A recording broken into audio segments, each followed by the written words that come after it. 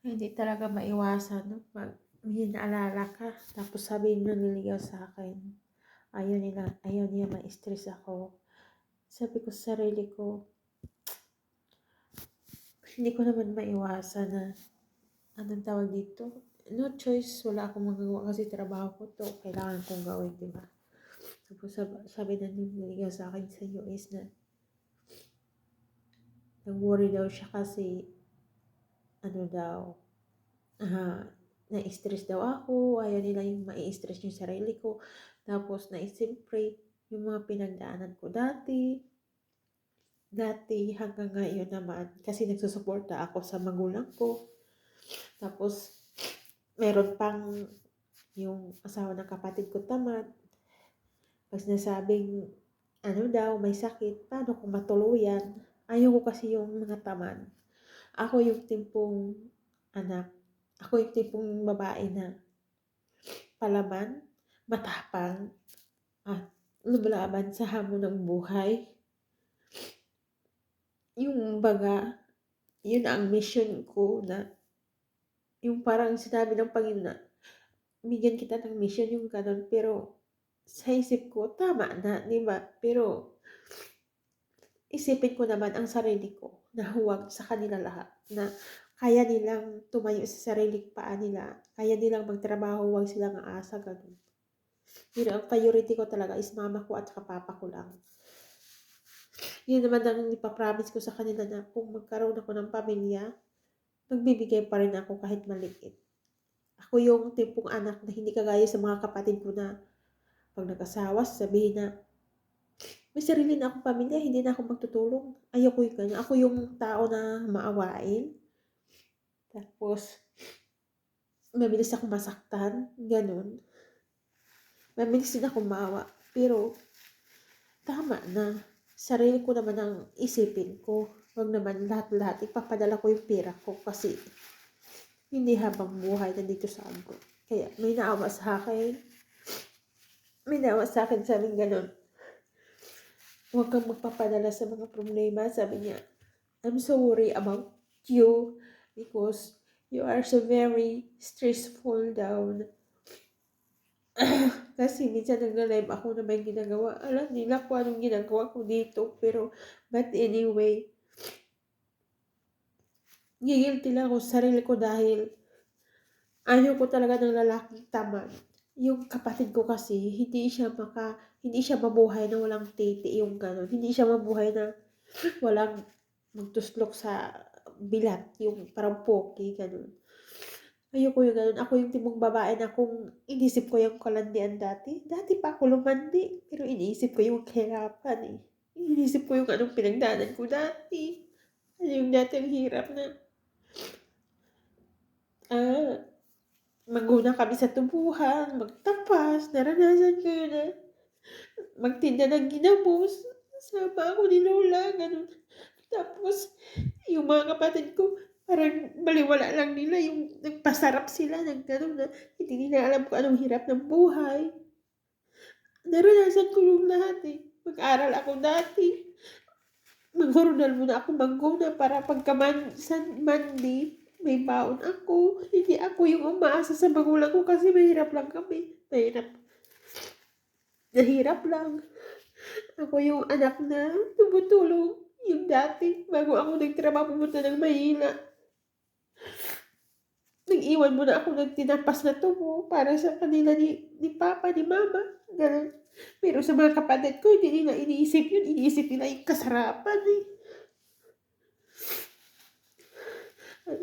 Mayroon kasing naawa sa'kin eh, sabi ko nga, tapos pinaaral ko nga, wala namang kwenta, kaya sabi ko sa sarili ko, sa mga pamangkin, ayaw ko nang magastos sa kanila. Kasi, tama na. Kasi yung nalaman ko na yung kapatid ko ng loko, nandiyan pa rin yung alaala. Ang sakit. Bigla ako ng lumo para akong nawala ng buhay. Para akong hindi ba ako mabubuhay sa mundo. Sa isip ko, nandiyan yung mama ko, papa ko. Sila yung ano ko, buhay ko. Kung wala sila, wala din ako. Isip ko yun. Tapos, yung mga kapatid ko, parang wala lang sa kanila. Yung paglalandi. sa kanila, iniisip na yung pasarapan. Ayoko ng ganyan, eh. Iniisip ko muna yung magulang ko, kung ano yung pinagdaanan namin. Yun, kaya ako pumunta dito sa Aron dahil sa kanila. Hindi ako pumunta dito maglandi, hindi rin ako pumunta dito para magloko sa sarili ko. Ang masakit lang talaga na maalala mo yung lahat-lahat. Hanggang ngayon, nandiyan pa rin yung alaala.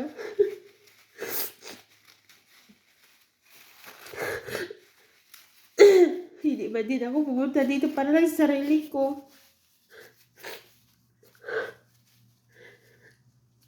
Minsan nagtatanong yung amo ko, bakit daw minsan maingay dito sa taas. Sabi ko, may kausap ako sa Pinas.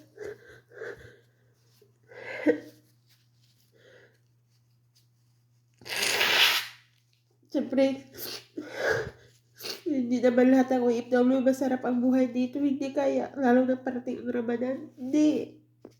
Akala niyo ba dati, bigla akong lulumo na patapos talaga ang kontrata ko doon. Hindi na ako nakaakit sa kwarto ko. Doon ako sa baba nakatulog dahil nahihilo ako. Kaya sa isip ko, sabi ko, hindi nila alam kung ano mangyari dito sa akin sa ibang bansa. Sa isip nila, ang sarap ng buhay dito kasi nagla-live, hindi.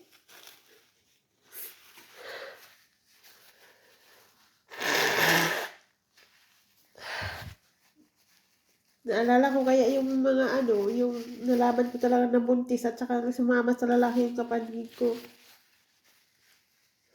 Sasabihin naman lagi kong inaano yan, hindi ko kaya makalimutan yung siyempre, lagi ako nagbibigay ko anong gusto niya, binibigay ko. Tapos malalaman mo pala, nagloko sumama sa lalaki.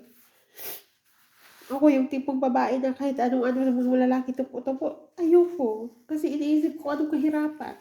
Magsisidid ba kasi po sa kaluwa, sa akin eh.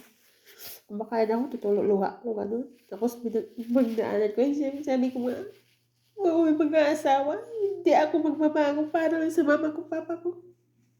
Kasi may kapatid akong disabled.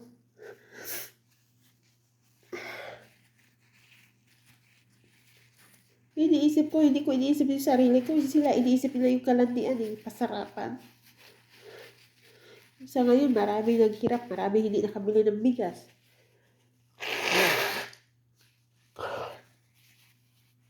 Emotionally talaga ako ngayon, naisip ko talaga lahat naalala ko kasi may nagsabing ganyan. Hindi naman maiwasan eh. Dito naman sa ibang bansa, hindi naman lahat dito. Pero nilabas ko lang talaga ang sama ng loob na yung parang nandito sa dibdib ko masakit. Yung parang akala nila sumasayo-sayo lang ako. Kahit may problema ako, pinadaan ko lang sa kanya na bagay, no?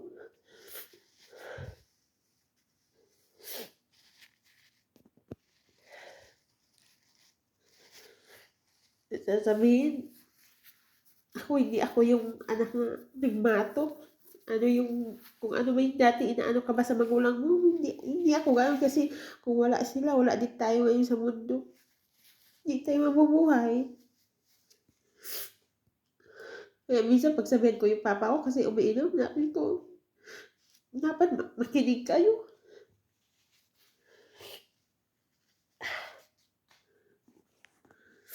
Yun lang. Thanks for watching, guys. And be kind. Emotional lang talaga ako ngayon dahil naalala ko ang lahat.